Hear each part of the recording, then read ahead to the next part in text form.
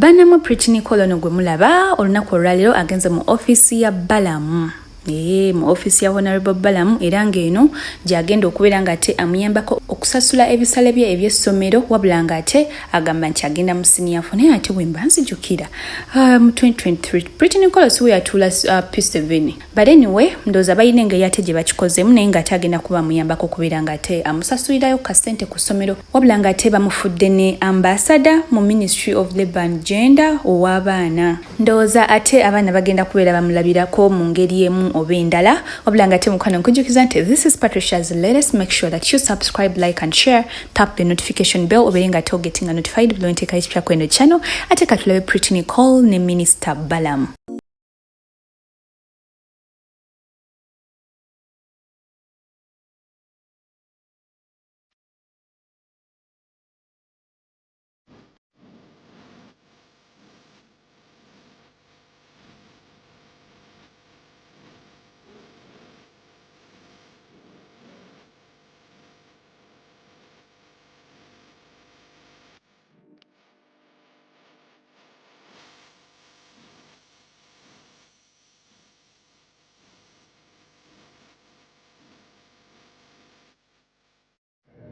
Ndi musanyufu nnyo makya ga leero okufuna muwala waffe Pretty Nicole ayalokose.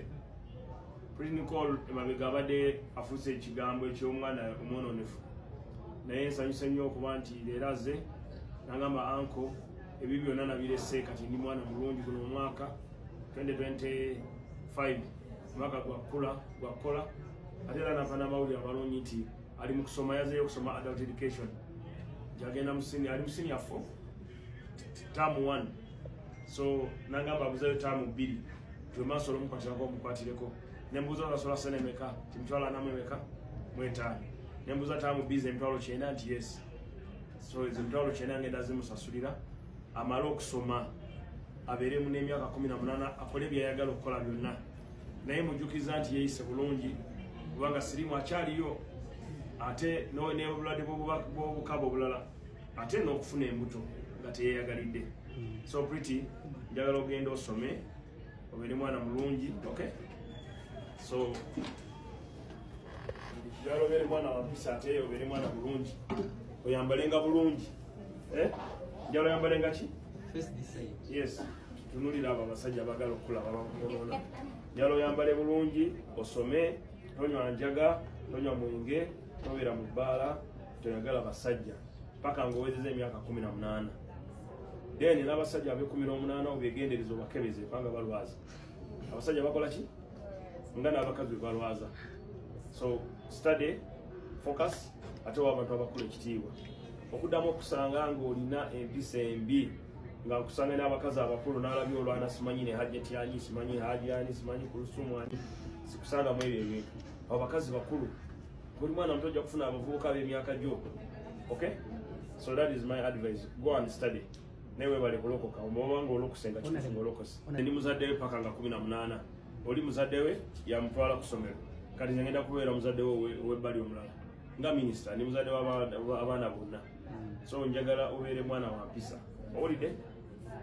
Honorable Balamu abadde aŋŋaanye okunywa enjaga aŋŋaanye okunywa omwenge aŋŋaanye okozesa byonna ebitamiiza aŋŋaanye abasajja. Honorable Balamu abadde aŋŋambye nti n'osiina okwagala abasajja babi bonoona naŋŋamba bonoona bakola kiki kye bonoona? Barwaza bawana abantu b'emutezi bateetegekedde nagamba sirina kwagala n'abakazi kino bibeera bibi sirina kunywa mwenge sirina kunywa njaga sirina genda mu mabaala nti nebyo ebintu bibi bibeera byonoona mbere nga ndi mwana mulungi nga nsaba nga mukana abantu babakulu ekitiibwa kwambala na bubi toddamu kwambala bubi kubanga oyambala bubi ng'osikiriza abasajja nga balowooza nti oyengedde ngate oli kasooli omuto abasoga bamuyita duuma oli duuma muki? Duuma omuto so baleka abasajja wajja nakutawanya ng'omugamba genda oli emberenge nesonyiwa njakulopa wa minisita. Nicole oli lwedde okuba ng'okyusa mu bintu Honorable byagambye ebintu byonna byonna Honorable byagambye byonna sijja biddamu Very good. Bakubireko ne mu ngalo abo abantu. Kale beera mwana mulungi. Kankwene ka keki kange. Kankwene keki yange. Kankwene keki yange olyeko keki ya minister. Kati bagambi webaze school fees. Kituufu ekyo bagambi webaze? Mwana omuganda akuba afukamira. Kale lyane bagamba wa celebrating a birthday. Birthday cake yo nkuwadde. Katobanja. Katobanja keki yo yiyo. Ekituufu ofunye n'empisa luli tobadde tobikola ebyo. Kana honorable ng'okoze omulimu gw'amaanyi. No mwana mulungi. Abaana tetulina kubagaana nti babi. Tulina okubawuliriza ne tulya bye baagala. Tumanya ne tubagaidinga nti no kyoyagala lindako okule. Soko some, soko kole bwoti. Kati angambi olwo abamuyisa ogende Canada. Bamuyigiriza empisa z'okutraining abaana abaava ku line nga ye wabadde. Kati abo nabo mbasabira bebaziza nnyo abatwala Nicole Canada. Kansaba aba embassy mu visa. Agenda yiga komewa abulira abalala ajja kubeera ambassador mulungi. So no walero officially muloze ku ambassador bw'abaana abavaako nga naye bakomyewo. So ya ambassador w'abaana abavuddeko ne bakola ki?